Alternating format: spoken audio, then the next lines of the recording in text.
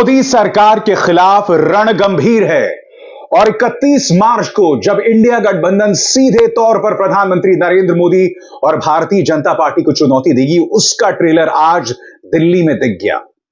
आज आम आदमी पार्टी ने यह ऐलान किया था कि हम प्रधानमंत्री नरेंद्र मोदी के घर की तरफ हल्ला बोलेंगे। अब जाहिर सी बात है, सुरक्षा इस कदर चाक चौबंद थी कि वहां तक पहुंचना नामुमकिन था।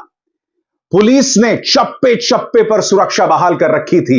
हालात कुछ इस कदर थे दोस्तों कि आम आदमी पार्टी के दफ्तर के बाहर की बैरिकेडिंग आज लगातार तीसरे दिन बनी रही। मगर सबसे पहले दोस्तों, मैं चाहूंगा आप एक वीडियो देखें।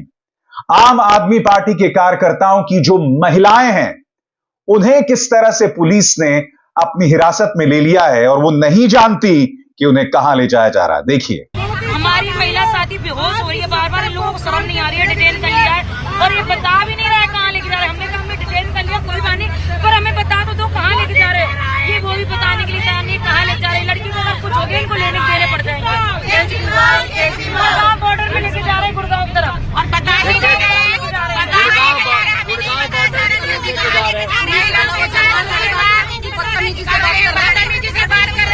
महिलाओं के साथ बदतमीजी से बात हो रही है, उनको ये नहीं बताया जा रहा है कि हमको किस जगह पे लेकर जाया जा रहा है। बात नहीं है, ये भी इनकी चाटुकारिता है, गुलाम है, गुलाम है। इसी तरह से जहां जहां आम आदमी पार्टी के कार्यकर्ता प्रदर्शन कर रहे थे, दिल्ली पुलिस जो है उन्हें हिरासत में ले रही थी। अब एक वीडियो में आपको दिखाना चाहता हूं, पंजाब के मंत्री हरजोत बैंस, उन्हें पुलिस किस तरह से उठाकर ले जा रही है। हालात कुछ इस कदर हो गए दोस्तों कि उनकी पगड़ी तक निकलने वाली थी। यह नजारा देखिए, फिर मैं उसकी चर्चा करता हूं।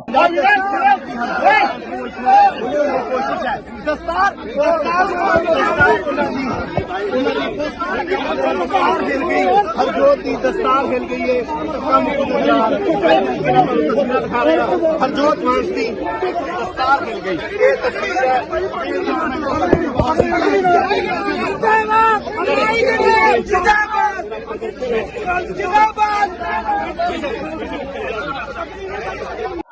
आज आम आदमी पार्टी के नेताओं का गिरफ्तार होना आम हो गया। सबसे पहले सुनिए किस तरह से गिरफ्तारी के बाद पुलिस की हिरासत में पार्टी की प्रवक्ता रीना गुप्ता क्या कह रही हैं। देखिए, हम लोग अरविंद केजरीवाल जी की गिरफ्तारी के खिलाफ प्रदर्शन कर रहे थे, शांतिपूर्वक प्रदर्शन। हमारा कानूनी अधिकार है प्रदर्शन का, लेकिन मोदी जी ने इस देश में इमरजेंसी लगाई हुई है कि आम आदमी पार्टी के नेता, आम आदमी पार्टी के कार्यकर्ता प्रदर्शन भी नहीं कर सकते। पुलिस ने हमें उठा लिया है, पता नहीं कहां लेके जा रही है। उसी तरह से आम आदमी पार्टी के नेता और विधायक सोमनाथ भारती ने यह आरोप लगाया कि हम शांतिपूर्ण प्रदर्शन कर रहे थे, मगर उसकी भी इजाजत हमें दिल्ली पुलिस ने नहीं दी। सुनिए वो क्या कह रहे हैं।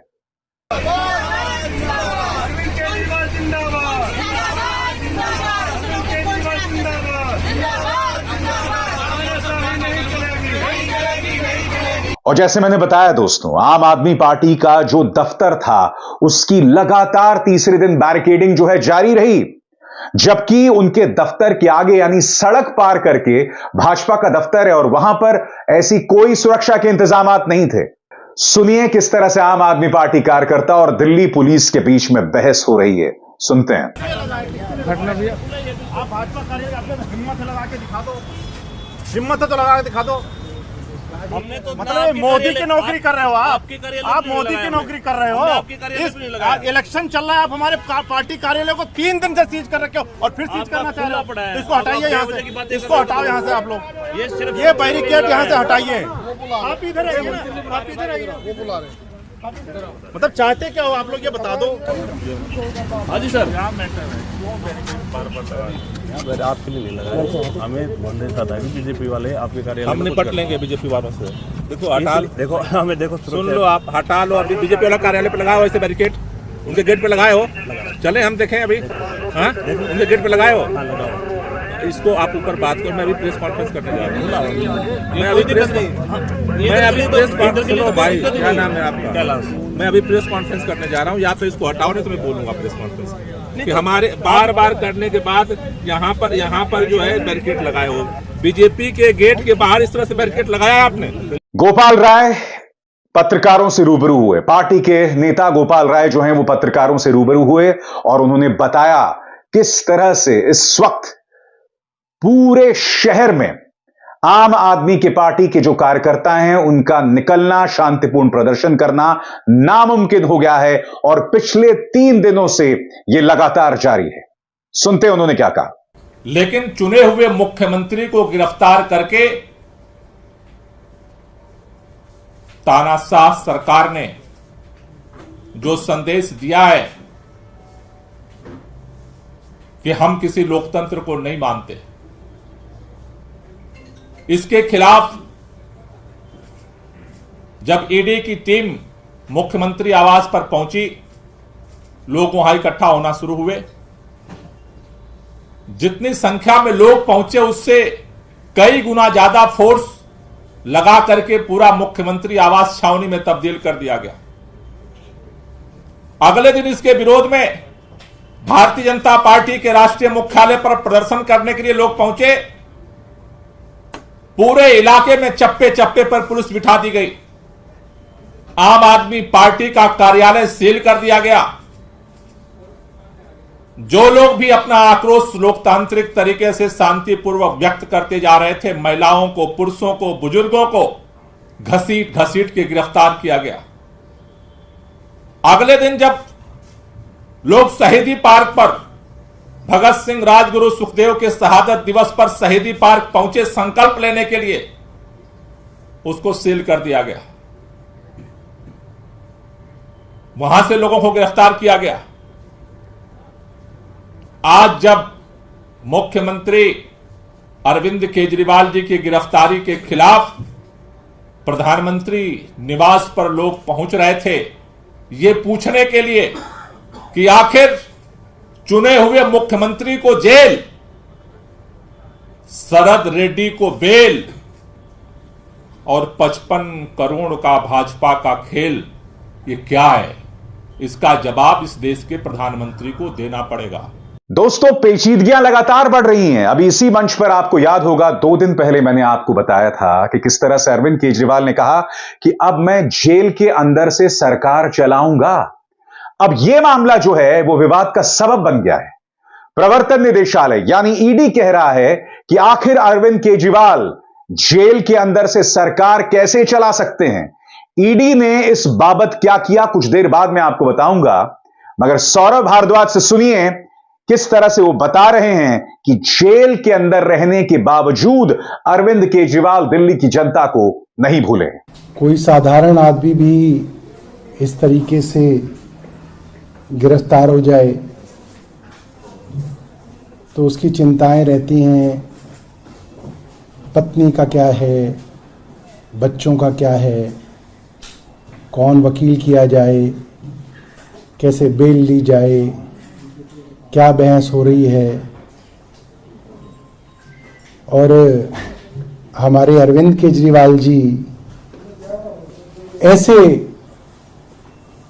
मुख्यमंत्री हैं, ऐसी मिट्टी के बने हैं कि वहाँ ईडी की हिरासत में भी उनको ये लगा हुआ है कि कहीं ऐसा तो नहीं कि मैं हिरासत में चला जाऊं और पीछे से दिल्ली के लोगों की परेशानियां बढ़ जाएं। और एक विषय उनके दिल के हमेशा बड़ा करीब रहा, दिल्ली की स्वास्थ्य व्यवस्थाएं, कि दिल्ली के अस्पतालों में समय पे इलाज मिले, गरीब को भी मिले, मिडिल क्लास को भी मिले, मुफ्त इलाज मिले, मुफ्त दवा मिले। तो जैसे मैंने बताया ये विवाद का मुद्दा बन गया है। ईडी अब इस मामले की जांच कर रही है क्योंकि बकौल ईडी अरविंद केजरीवाल के पास ना फोन है ना अन्य जरूरी चीजें, फिर वो जेल के अंदर से सरकार कैसे चला सकते हैं। खबर क्या कहती है दोस्तों आपके स्क्रीन पर। अब प्रवर्तन निदेशालय यानी ईडी अरविंद केजरीवाल के इस सरकारी आदेश की जांच करेगी। मैं आपको बता दूं दोस्तों, जिस सरकारी आदेश की मैं बात कर रहा हूं इसका जिक्र मैंने 2 दिन पहले किया था। मैंने आपको बताया था कि किस तरह से जल आपूर्ति को लेकर अरविंद केजरीवाल ने आदेश जारी किया था। अब ईडी इस बात की जांच कर रही है। जानकारी के मुताबिक केंद्रीय जांच एजेंसी ने उनके इस आदेश पर संज्ञान लिया है। अधिकारियों की ओर से कहा गया है कि वो इस बात की जांच कर रहे हैं कि क्या ऐसा निर्देश जारी करना पीएमएलए कोर्ट की ओर से दिए गए आदेश के दायरे में है। अधिकारियों ने बताया, प्रमुख सवाल यह है कि क्या अरविंद केजरीवाल हिरासत के दौरान सरकार चलाने के लिए जरूरी दस्तावेज साइन कर सकते हैं। बता दें, यह आदेश तब जारी किया गया जब बीजेपी की ओर से अरविंद केजरीवाल के इस्तीफे की मांग हुई है। तो दोस्तों, आम आदमी पार्टी का कार्यकर्ता इस वक्त दिल्ली की सड़कों पर भाजपा की पुलिस से मुकाबला कर रहा है। वो एक नजीर स्थापित कर रहा है, एक मिसाल कायम कर रहा है कि किस तरह से विपक्ष को भाजपा सरकार का मुकाबला करना चाहिए, जो साम दाम दंड भेद से, एजेंसी से, प्रचार तंत्र से, मीडिया के जरिए विपक्ष को लगातार रौंद रहा है। अब जैसे जैसे लोकसभा चुनाव करीब आ रहे हैं दोस्तों, इंडिया गठबंधन में हरकत दिखाई दे रही है, ऊर्जा दिखाई दे रही है, और इसमें आम आदमी पार्टी जो है वो दिल्ली में लीड ले रही है। क्या दिल्ली की 7 लोकसभा सीटों पर इसका असर पड़ेगा?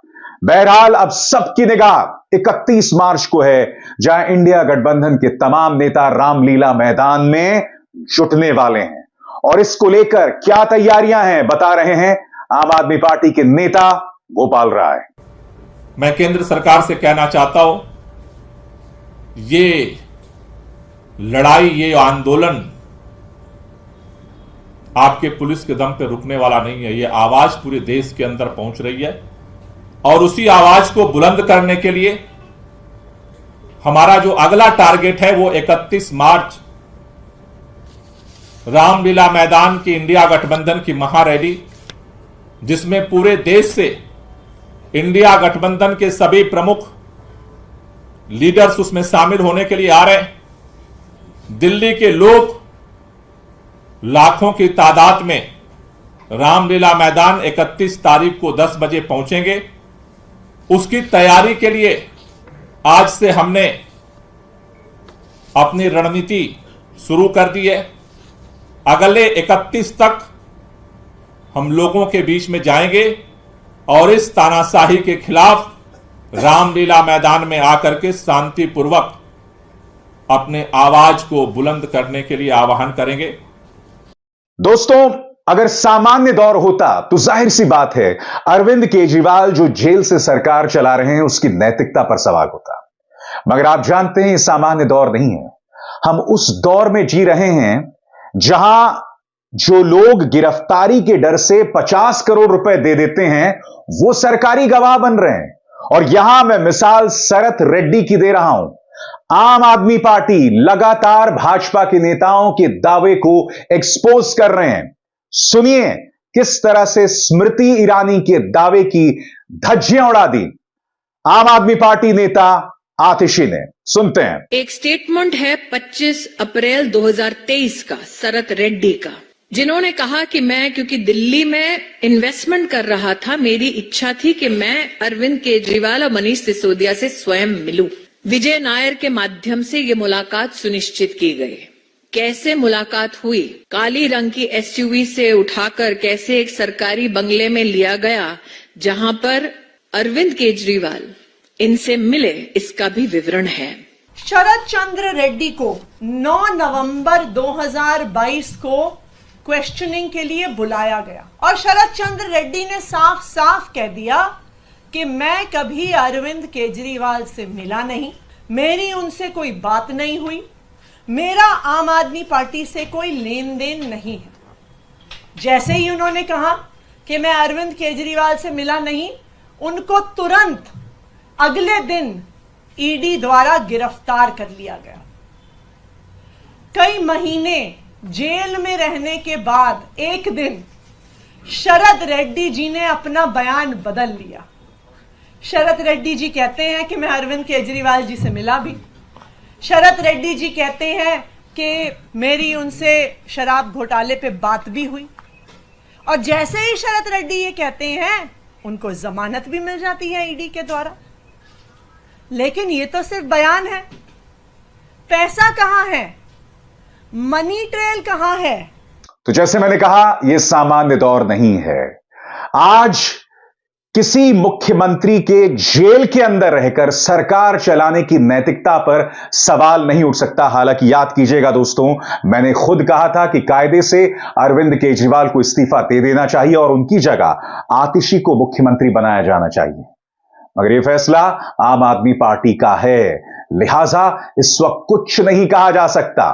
हम एक ऐसे दौर में हैं जहां बगैर चार्जशीट के, बगैर आरोपों के स्पष्टीकरण के मुख्यमंत्रियों को जेल में डाल दिया जाता है और पिछले कुछ महीने में अरविंद केजरीवाल दूसरे मुख्यमंत्री बन गए हैं। पहले मुख्यमंत्री हेमंत सोरेन थे। इसीलिए इस वक्त विपक्ष अपने वजूद की लड़ाई लड़ रहा है। वो जानता है कि अगर लोकसभा चुनावों में हार का सामना करना पड़ गया तो 2024 के लोकसभा चुनावों के परिणामों के बाद हालात और बदतर हो सकते हैं विपक्ष के लिए, क्योंकि उस वक्त मोदी सरकार जीत के नशे में, जीत की खुशी से सराबोर लोकतंत्र के इन तमाम प्रतीकों को बुरी तरह से रौंदने वाली है और विपक्ष भी जानता है कि उसके पास मौका भी नहीं रहेगा। अभिसार शर्मा को दीजिए इजाजत। नमस्कार।